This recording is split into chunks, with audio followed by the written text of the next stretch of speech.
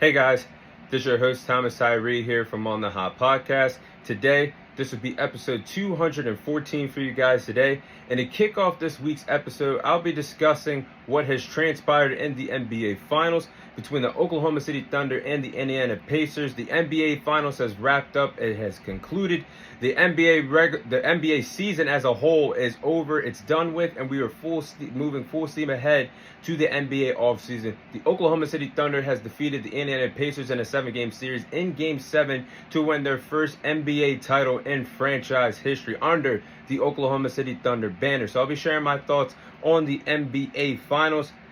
Now, honestly, as a basketball fan, I could truly say I finally enjoyed the NBA Finals for the first time in years. This was the best NBA Finals that we've gotten since 2021, where the Phoenix Suns and the Milwaukee Bucks matched up against each other.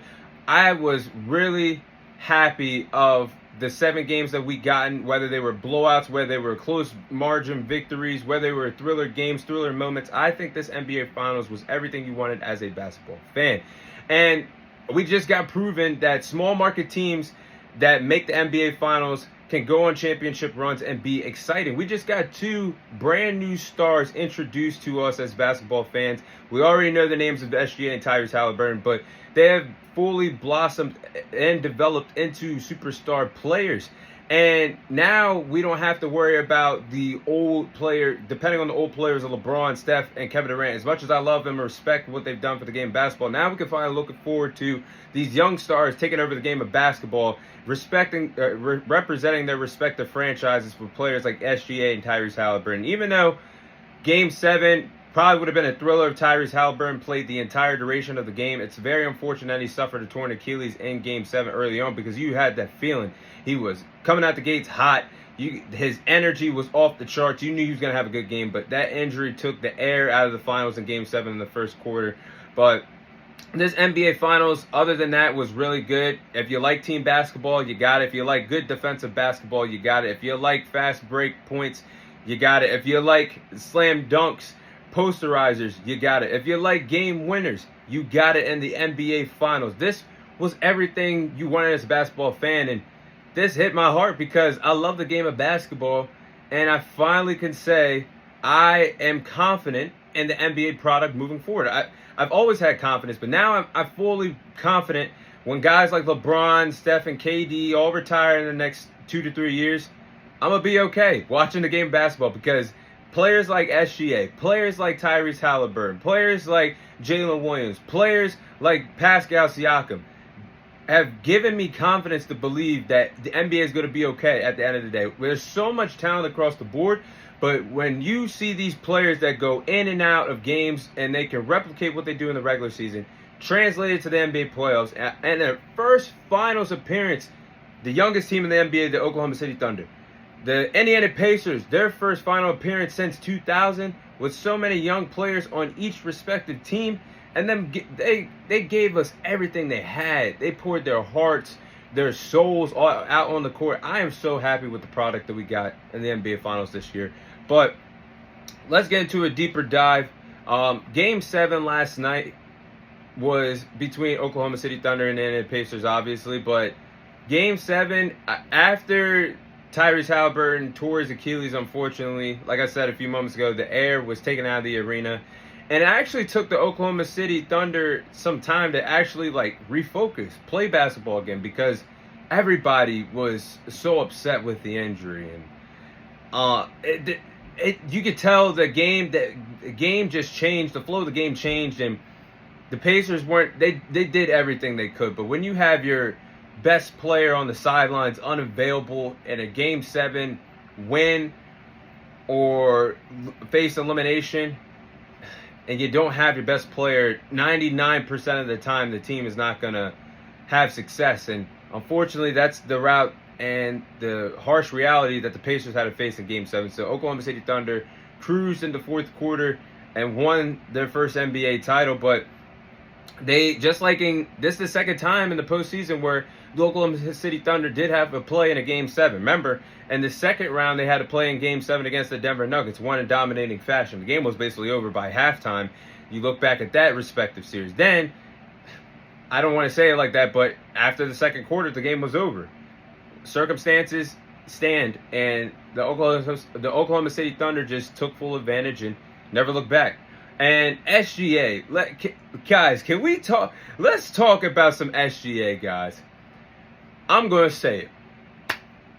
Shai Gilgeous-Alexander has arrived. He just had one of the best individual seasons in NBA history. Do you know how special that is for this guy, SGA, that was a part of one of the most wildest trades in NBA history with the Oklahoma City Thunder and the Clippers a few years ago? Got to OKC, helped this team become a championship contending team, and now he's an NBA champion. He just won an MVP award, his first MVP award, helped the Oklahoma City Thunder win a total of 68 games, being the youngest team in the NBA. He won the scoring title this year, Western Conference Finals MVP, NBA champion, NBA Finals MVP. That is one of the best regular seasons that we've ever seen in NBA history. And that wild trade between the Clippers and the Thunder just became one of the craziest trades in NBA history, because OKC won their first title based off of that trade, letting Paul George go to LA, play with Kawhi Leonard. They never won a chip together. And in result, giving Paul George to LA, they got SGA, several first-round picks, and a 2022 first-round pick that ended up being Jalen Williams in the trade with the OKC and the Clippers. That's why having a front office job is the most important job of a franchise, because what they've done, and they're still sitting on first round picks, they can still get younger as we speak with this roster. So wow, crazy when you think about it. But I just want to put that out there. I know personally, I still stand with the point of Nikola Jokic still should have won the MVP over SGA this year. But when you take that into consideration, everything I just said, all 6 accomplishments, that's something that someone like Michael Jordan has accomplished several times in his NBA career. It is so hard to duplicate what SGA just did in a regular season with the youngest team in the league. This is crazy.